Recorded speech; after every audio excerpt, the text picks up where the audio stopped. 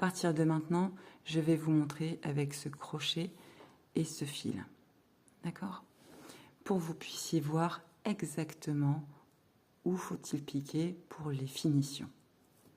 Là, nous entrons dans la partie très intéressante de la finition puisque nous allons travailler comment fermer votre col avec une couture quasiment invisible. Nous allons travailler sur la fermeture des côtés, sur la bordure des côtés. Et là, je vais vous proposer 3 versions. D'accord? Donc, maintenant, vous avez réussi à faire le tour de votre col. Partons du principe que c'est un col. Vous êtes arrivé dans cette configuration-là, à savoir que vous avez piqué votre maille coulée dans la dernière maille serrée disponible. D'accord? Et là, c'est le début de votre rang. Comme ceci. Bon.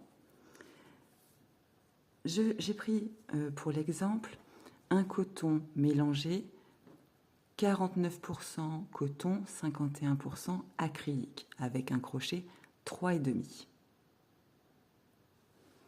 Il me semble que c'est plus facile de le voir. Dites-moi en commentaire si c'est suffisamment clair pour vous ou s'il faut que je refasse un focus avec une laine équivalente qui se crochette en 5, mais d'une couleur contrastante, un peu comme la couleur du pull en 5 ans. D'accord ? Pour la fermeture du col, ne coupez pas le fil à la fin de votre dernier rang puisque vous allez l'utiliser pour fermer votre col. D'accord ? Vous allez, donc je vais me raccrocher comme si j'étais ici comme vous. Voilà. Donc vous êtes comme ceci. Très bien. Là, vous allez prendre les 2 bords. Mais avant de faire cet exercice, il faudra retourner l'intégralité de votre pull pour que la couture soit sur le côté envers, à l'intérieur du pull. Donc je vous laisse faire cette manipulation. Vous arrivez dans ce type de configuration-là. J'aurais quand même pu prendre une chute un peu plus grande quand même. Hein. J'ai été un peu radine pour travailler. Hop. Et vous faites votre maille coulée. Alors ensuite, on pique. J'utilise avec la tête du crochet pour soulever. Je passe bien à travers, dans les 2 brins de l'autre côté, et je fais ma maille coulée. Et ensuite, même chose pour l'autre, le dernier.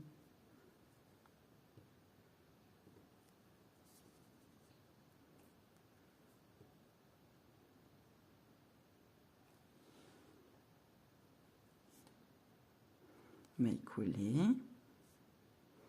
Je finis avec une maille en l'air.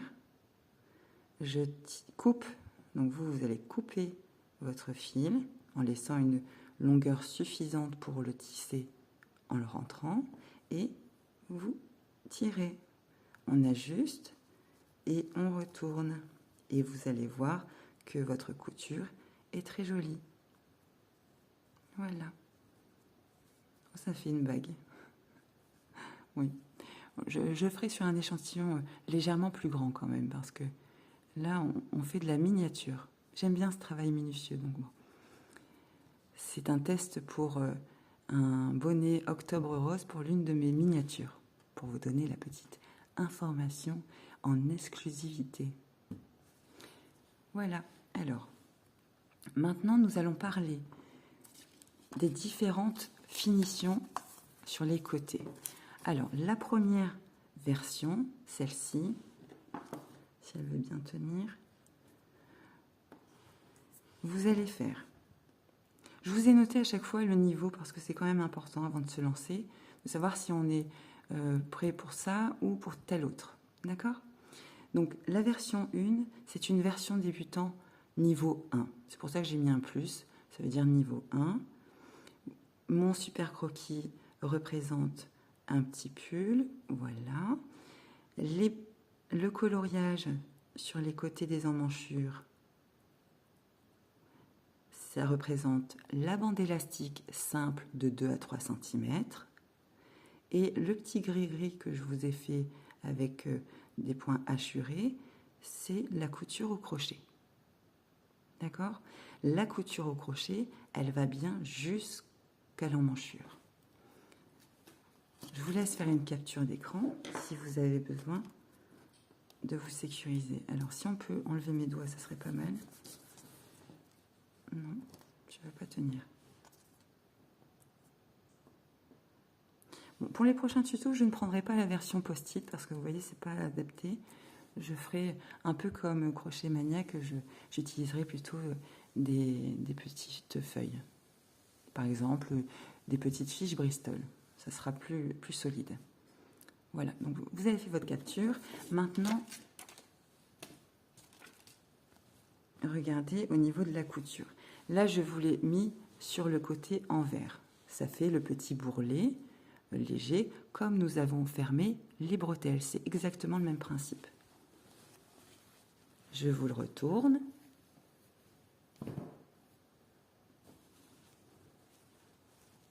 Et vous voyez, ça se mélange très bien dans le motif. Ça reste très soigné, ça se marie bien dans le motif. J'ai mis ma main en dessous pour que vous puissiez voir.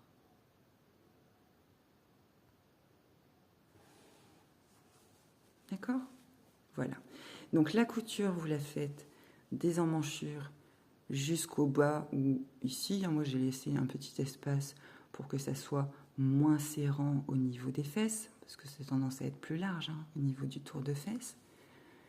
Et puis, au niveau de la bande élastique, c'est une bande élastique simple.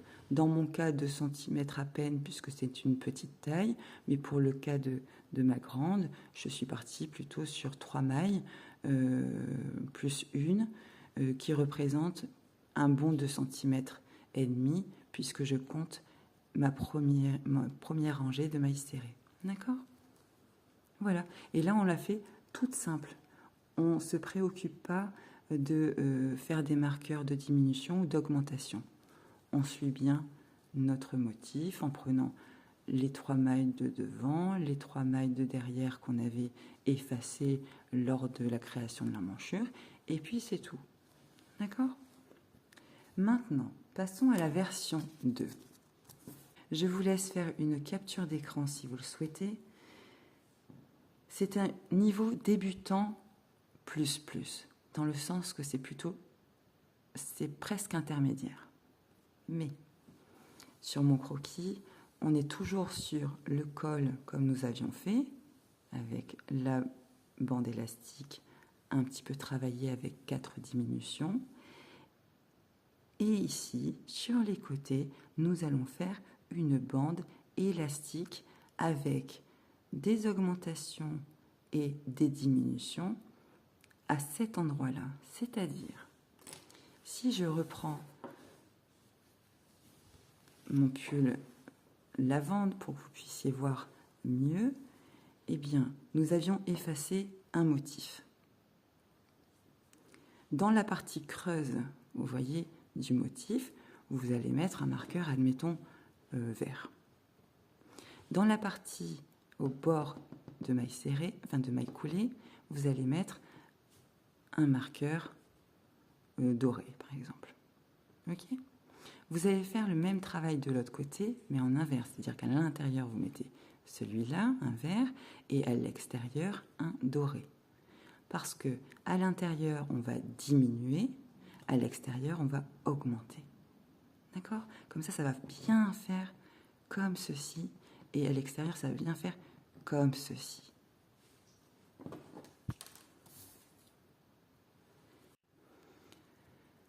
Le fait de travailler une maille coulée, une maille en l'air, une maille coulée, ça va vous permettre de faire une petite bordure comme ceci, avec un effet un peu ondulé. Regardez comme c'est joli. Et on poursuit jusqu'à la fin. Maille coulée, maille en l'air et maille coulée. Là, nous sommes arrivés dans la dernière maille. Vous voyez? Eh bien, pour aller de l'autre côté, pour remonter, nous allons faire une maille en l'air, une maille coulée dans le même espace, donc c'est-à-dire dans la dernière maille, encore une maille en l'air et une maille coulée dans ce même espace. Donc naturellement, vous voyez, on est retombé de l'autre côté. On fait notre maille en l'air de séparation pour avoir cet effet en zigzag. Et on pique face à face de l'autre côté. Donc vous voyez, ça a écarté un petit peu la maille. On serre bien, on ajuste, hein. Regardez, ça fait trop beau. Et on poursuit. Alors là, par habitude, j'aime bien tisser mon fil. Donc celle-là, je la place comme ça pour qu'elle puisse être calée et pour pas qu'elle s'échappe. On rappelle que c'est un vêtement enfant qui va être noué, dénoué, bidouillé. Ma fille, elle va faire comme ça, toujours comme ça. Donc je sécurise vraiment les bords et mes fils. Sans parler du lavage. Il va aller dans la machine, mon Dieu, combien de fois. Alors, on poursuit.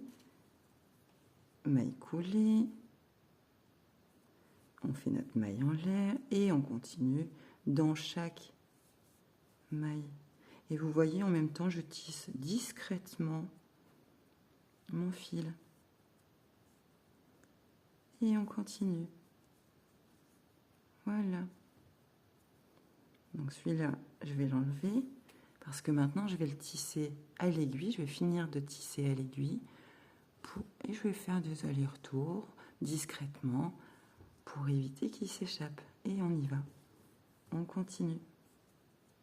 Ah, bah vous voyez, là, j'ai oublié ma maille en l'air. Donc non, on la fait bien. Sinon, ça ne va pas créer cet effet zigzag. Alors, on fait ça jusqu'en haut et on se retrouve tout de suite. Je me place un peu mieux parce que je me bats avec mes fils. On travaille sur des échantillons de Barbie, là, presque. Hein. Ça va pas bien. Mais, écoutez, le principal, c'est que vous voyez. Donc là, je suis arrivée quasiment à la fin, vous voyez? Regardez. Il me reste 1, 2 et ma première. Bon. Vous pouvez facilement vous aider hein, avec un marqueur sur votre première maille coulée ici, si vous avez peur de ne pas vous retrouver. Mais vous allez voir que ça se voit suffisamment, surtout si vous travaillez avec le gros fil et un crochet 5,5 ou 6. On fait notre maille coulée, notre maille en l'air. Nous sommes arrivés ici. Vous voyez? En face de la première maille. Et nous allons faire la même chose en symétrie qu'on avait fait pour tourner tout à l'heure. Donc, à savoir une maille en l'air, donc la maille en l'air, on vient de la faire, elle est ici, c'est bon. On va faire une maille coulée, une maille en l'air, une maille coulée et une maille en l'air. Et on s'arrête, puisqu'on a déjà fait notre maille coulée au démarrage. On va chercher deux solutions. Alors la solution la plus simple, c'est qu'on va sous les deux brins de la maille coulée et puis on fait une maille coulée. Vous voyez, comme ça. On coupe notre fil et on le rentre. Ou alors, chose que j'utilise moi, je coupe mon fil déjà. Bon, je vais faire une boucle un peu plus importante quand même, soyons pas radins.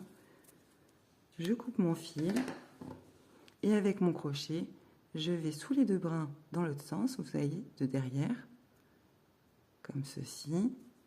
Je prends la boucle et je fais comme ça, je la passe à travers. Et là, je tire normalement et j'ajuste. Voilà. Et vous allez voir que vous allez avoir une bordure très très jolie. Vous les fixez ensemble. Maintenant, pour les raccorder sur le pull, prenons le 10 ans. Alors la couleur est pas facile pour vous les voir, mais donc j'ai mis mes marqueurs pour bien me repérer. aux emmanchures et à la base du pull. Ah bah écoutez, moi j'ai décidé de faire mon lien ici. Voilà. Eh bien, je prends mon crochet.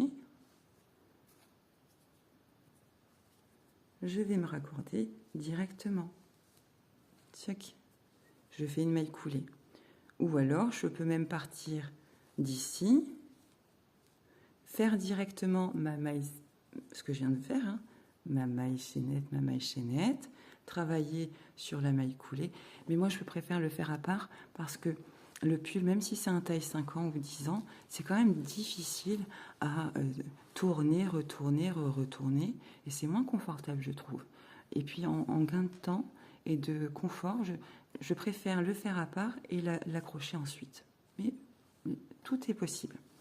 Donc là, je vous ai fait sur le petit dessin, je vous ai fait donc une seule fixation, mais on peut tout à fait imaginer que le pull soit un peu plus long, comme on taille 10 ans, et qu'il me faudrait du coup 2 fixations de chaque côté sur chaque face. Vous voyez? Donc au lieu de faire cet exercice 4 fois, vous allez bien le faire 8 fois. 2 fois devant gauche, 2 fois devant droite, 2 fois devant dos gauche, 2 fois dos droit. Ouh, c'est difficile à dire, mais c'est facile à faire. Vous avez compris, d'accord? Je vous laisse poursuivre si vous avez opté pour cette version. Maintenant, regardons la version 3. La version 3, là, c'est un niveau intermédiaire. Pourquoi? Parce que nous allons inclure dans notre bande élastique une boutonnière. Et ça, la boutonnière, sur 3 mailles, c'est tout à fait possible à faire pour un débutant, mais ça demande quand même un peu de concentration et un peu de dextérité avec le crochet. J'ai mis intermédiaire premier niveau, mais vous pouvez tout aussi débutant l'utiliser si vous suivez pas à pas. Testez sur un petit échantillon et vous verrez bien si vous êtes à l'aise. D'accord? Alors, la bande élastique, vous allez la faire avec une augmentation et une diminution, même principe que pour la version 2, c'est-à-dire dans le coin ici et dans le coin extérieur. D'accord? Et la fixation, vous allez mettre soit 1, 2, 3, 4 boutons, je ne sais pas, autant de boutons que vous souhaitez qu'il vous faudra pour arriver à la largeur de votre pull, à la hauteur, vous voyez, de votre pull. Il faut prendre en considération que la taille du bouton doit pas être, comment dirais-je, trop gros, vous voyez. Je vais prendre, voilà, une bordure, peu importe, de mon pull, l'avant pour que vous voyez bien. Vous voyez, pour ce type de largeur de bande, le bouton est trop grand parce que il mange, enfin il est trop large, hein, vous voyez. Je n'arrive pas à m'exprimer, mais vous avez bien compris. Ok. Pour les boutons, j'ai décidé de les placer comme ceci. Alors, je les place de cette façon. Vous voyez? Bon, j'ai trouvé ça joli, la couleur, la largeur, ça m'allait bien. Vous faites votre popote de votre côté et il faudra réfléchir à quel endroit approximativement vous allez les placer. Alors moi, je ne me suis pas trop cassé la tête, je voulais 2 boutons, mais pas trop espacés. Donc j'ai calculé combien il me fallait de rangs ici, combien il me fallait de rangs là, combien il me fallait de rangs là. Comme j'avais 29 rangs ici, et qu'après j'ai ma bordure de 3 cm en bas, il fallait que je la prenne en compte, hein, c'était important. Donc si vous faites une bordure en bas, il faudra réfléchir à ça aussi. Donc je les place comme ça, parce que j'ai ici une bordure qui va faire comme ça. Donc j'aurai 3 mailles, imaginez bien que c'est comme ça. Donc j'ai 3 mailles et ça va arriver ici. J'ai mon rang de fondation de mailles serrées, plus 3 mailles de hauteur pour la bande élastique qui sera comme ça. Donc il faudra que je calcule en ce sens. Vous voyez? Donc j'aurai bien 29 rangs ici, plus un rang de fondation, donc ça fait 30, plus 3 ici. Bon. Pour ma boutonnière, il me faut un rang aller-retour. Donc vous en enlevez 2 et 2, 4. Voilà. Donc avec mon petit calcul comme ça fait rapidement, on n'est pas au millimètre près, hein, soyons sérieux, eh bien 34 moins 4 ou 33 moins 4, bon, 34 moins 4, 30, c'est facile à calculer. Donc je vais les diviser par 3 parce qu'il me faut 3 parties. Hein. 1, 2, 3. Je veux que ça soit à peu près pareil, hein, que ça soit... Alors vous voyez, j'ai pas encore réfléchi sur comment j'allais positionner. Est-ce que je vais peut-être les... Je vais peut-être comme ça. Ouais. Bon, vous voyez, vous faites votre pop-up, tac, tac, et je vais vous montrer comment faire la boutonnière dans une seconde. Mais avant ça, quand vous avez fini votre bordure d'en haut, hein, il faudra penser à l'accrocher ici. Vous ferez un petit point. Soit vous faites un point à l'aiguille, soit vous faites un point au crochet, hein, c'est comme vous voulez. Donc ça sera comme ça. Tchic. Voilà. Et ici, il y a notre boutonnière, comme ça. Donc la boutonnière est sur le devant, mais les boutons, ils seront placés comme ça. Tchic et tchic. Vous voyez? Bon, c'est pas du tout pratique comme ça, donc on va reprendre le petit crochet et l'échantillon. Donc si je reprends mon modèle, enfin mon super croquis de la version 3, eh bien regardez, la couture, on va la faire ici. Un petit point, c'est juste pour fixer les manches, mais ça, niveau intermédiaire, vous n'avez pas besoin que je vous le dise. Vous savez, c'est de la logique. Voilà, voilà. Alors, maintenant, on va partir du principe... Alors, cette boutonnière, vous avez bien compris, hein, il faut le faire, là, vous n'avez pas le choix. Hein. Vous êtes obligé de le faire directement quand vous faites votre pull, hein, votre bordure. Donc, c'est-à-dire, souvent, moi, je commence soit devant, soit derrière. Donc, admettons, vous êtes devant. Hein. Je vais monter mes 4 mailles en l'air, puisque dans mon cas, j'ai besoin de 4 mailles en l'air. Je travaille mes 3 mailles serrées en aller-retour. Je m'accroche au fur et à mesure sur ma première base de mailles serrées, hein, comme pour le col, hein, finalement c'est pareil. Vous voyez, vous avez les mailles serrées ici, tac tac. On s'accroche avec les mailles coulées, on tourne, nanana. On arrive, voilà, j'ai décidé que mon bouton, alors j'ai tellement fait un croquis miniature, franchement, économie de papier ici, hein. Vous allez me prendre pour une radine. Voilà, j'ai décidé de faire mon bouton ici, allez. Eh bien, en plein milieu, voilà, comme c'est un gros bouton, tac tac, en plein milieu, ici, je vais faire une boutonnière. Voilà, boutonnière. Voilà. Pour faire la boutonnière, alors, je vais me refaire, comme j'ai perdu mon échantillon de tout à l'heure, il est quelque part en dessous de la table, peut-être, je ne sais pas bien. Je vais refaire de mon côté quelques rangs de bande élastique pour que je puisse travailler un peu plus confortablement que tout à l'heure pour vous montrer la boutonnière, comment on l'intègre directement dans la bande élastique. D'accord? À tout de suite. J'ai monté quelques rangs pour faire ma bande élastique pour la démonstration avec le même fil que tout à l'heure. Pour tourner, je suis obligée de faire une maille en l'air et tourner et poursuivre. En revanche, vous êtes directement connecté sur votre pull. Vous le savez, hein. On est ici, on se connecte sur le pull. On est ici, on se connecte directement sur le pull. En revanche, vous êtes ici, à peu près, on se connecte directement sur le pull. Avec une maille coulée, 2 mailles coulées, on tourne et on repart sur nos rangs, etc. D'accord? Donc quand vous venez de vous accrocher avec vos mailles coulées, vous tournez, c'est à ce moment-là que je vous montre. Donc je tourne, moi je fais une maille en l'air, vous l'avez compris. Dans la première maille, comme on travaille sur 3 mailles, dans la première maille, nous allons faire une maille serrée normalement. Et au lieu de faire notre maille serrée dans le brin arrière, comme on fait depuis tout à l'heure, là, on va faire une maille en l'air. On saute cette maille et on va directement dans les 2 brins de la dernière, puisque pour les premières mailles et les dernières mailles, on le fait toujours en brin arrière.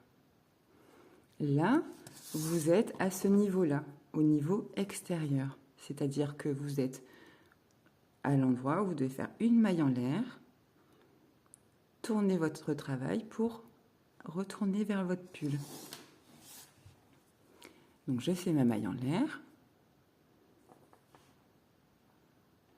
je tourne mon travail, je pique comme il faut dans les 2 brins pour faire ma maille serrée. Et là, nous avions fait notre maille en l'air, ici, pour créer la boutonnière. On va piquer en dessous de la maille en l'air pour faire une maille serrée tout à fait normalement. D'accord? Et là, on repart toujours de la même façon. Donc, vous êtes revenu à votre point de départ de pull, vous faites maille coulée, vous tournez, vous faites normalement vos 3 mailles ou plus, et ensuite, vous refaites en aller-retour, machin, jusqu'à la prochaine boutonnière. Une fois que vous avez fait votre première boutonnière, contrôlez avec votre bouton que vous avez choisi. Bon, dans mon exemple, c'est pas ce bouton que je choisirai pour ce type de boutonnière. Partez du principe que ça fonctionne. Eh bien, vous continuez, tac, tac, tac, tac, tac, tac, jusqu'à la prochaine boutonnière. Dans mon exemple de taille 10 ans, il y avait une trentaine de rangs. Je vais les mettre comme ceci. Donc, je fais à peu près 8 rangs ou 10 rangées, vous voyez, entre chaque boutonnière. Il n'y a que 2 boutonnières. Voilà, c'est fait. Vous voyez un petit peu comment vous pouvez les organiser en fonction de vos goûts. Vous êtes dans la configuration où votre bouton que vous avez choisi convient à votre bande, mais ne rentre pas dans votre boutonnière. Eh bien, pas de panique. Au lieu de faire une maille en l'air, nous allons en faire 2. Donc, une maille en l'air, 2 mailles en l'air, et on pique directement dans la dernière, comme tout à l'heure, et on poursuit, on poursuit. Attention, dans le rang retour, on fait bien une seule maille dans notre boutonnière créée. Sinon, vous allez rajouter des mailles dans la bande, et vous allez avoir une bande qui va partir dans tous les sens. Et on poursuit. Donc là, je recontrôle à nouveau. C'est parfait, ça fonctionne. Bon, là, ça marche pas parce que c'est pas un bouton adapté à ce type, mais c'est parfait, il marche, nickel. Voilà, voilà. Admettons, il fonctionne toujours pas. Eh bien, vous en faites 3 de mailles en l'air. Même principe. Ok? Voilà. On va faire un petit exemple pour reprendre sur mon schéma de tout à l'heure. Donc là, on a fait un exemple avec 3 mailles. Admettons, vous en avez 7. C'est mieux d'en avoir un nombre impair. Vous en avez 7, 2, 4, 6, 7. C'est votre bande. Donc ça, c'est la bande, hein, élastique. Donc là, on en a 7. Eh bien, tout simplement, celle-ci, celle du milieu, va nous servir pour la boutonnière. Donc nous allons faire une maille serrée dans les 2 brins, une autre maille serrée, une autre maille serrée, donc 3 devant, 1, 2, 3. Celle-ci, on va la passer avec 1 ou 2 mailles en l'air, et on finit avec nos 3 mailles serrées. Au rang retour, on fait bien les 3 mailles serrées, et puis une seule à l'intérieur de nos mailles en l'air. Et on poursuit. D'accord? Voilà, tout simplement. J'espère que ça a été clair. Maintenant, passons à la bordure de la fin. Si vous souhaitez faire une bordure, à savoir ici. Rien de plus simple. Je vais vous montrer ah oui. Bon, je vais vous montrer sur le écru quand même. Ça sera peut-être plus visible. vous le mettez bien sur l'endroit, hein. D'accord? La couture, on le fait sur l'envers, mais on retourne bien pour travailler nos côtes et notre rang de fondation, notre premier rang de base en maille serrée, on fait bien sur l'endroit. Vous prenez votre crochet, la taille 5,5, 6, enfin, le crochet qu'il vous faut. Voilà, je suis ici, je me raccroche. Je fais une maille en l'air. Donc là, vous voyez, c'est bien ma bordure, hein. J'ai bien fait ma bordure. On le fait en dessous. Ok? On y va, on y va, on y va. On fait notre maille serrée jusqu'au bout. D'accord? Donc c'est comme ça, hein, l'un sur l'autre. C'est l'un sur l'autre. Vous avez bien compris. Donc quand vous faites votre bordure du bas, partez du principe que c'est l'un sur l'autre, ou faites en fonction de la finition que vous avez choisie. Si c'est la couture, eh bien vous allez le faire en rond. Et bien voilà, maintenant nous avons fait le tour du pull Nana en 3 parties denses. J'espère que pour les prochains tutos, ça sera un petit peu plus court et surtout sur la même vidéo. Je fais en sorte de le faire comme ceci. J'espère que ce tuto vous aura plu. N'hésitez pas en commentaire à m'indiquer si tel ou tel support est mieux pour vous. Si vous préférez que je vous montre sur des petits échantillons comme je viens de faire avec la partie côte, pour éviter que je manipule un gros projet et que du coup vous voyez moins bien. Dites-moi en tout cas ce qui vous plairait de voir pour les prochains tutos sur la partie démonstration. D'accord? Dans les prochaines vidéos, vous allez retrouver du crochet tunisien avec les points de base et la réalisation d'une trousse qui pourra contenir soit des stylos, soit des crochets, soit des feutres, ou bien ça peut être aussi une trousse pour petite fourniture. Je vais vous montrer comment adapter une fermeture éclair qui est grande à un petit format. Voilà, vous allez voir également dans la prochaine vidéo crochet, maintenant, des granits de ce type-là, avec plusieurs motifs différents. Et pour les 2 autres granits qui vont venir dans la même journée, eh bien, ça sera des granits un petit peu plus originaux. Vous allez voir ça dans la prochaine vidéo motif crochet. Je vous souhaite une excellente journée, très bon dimanche.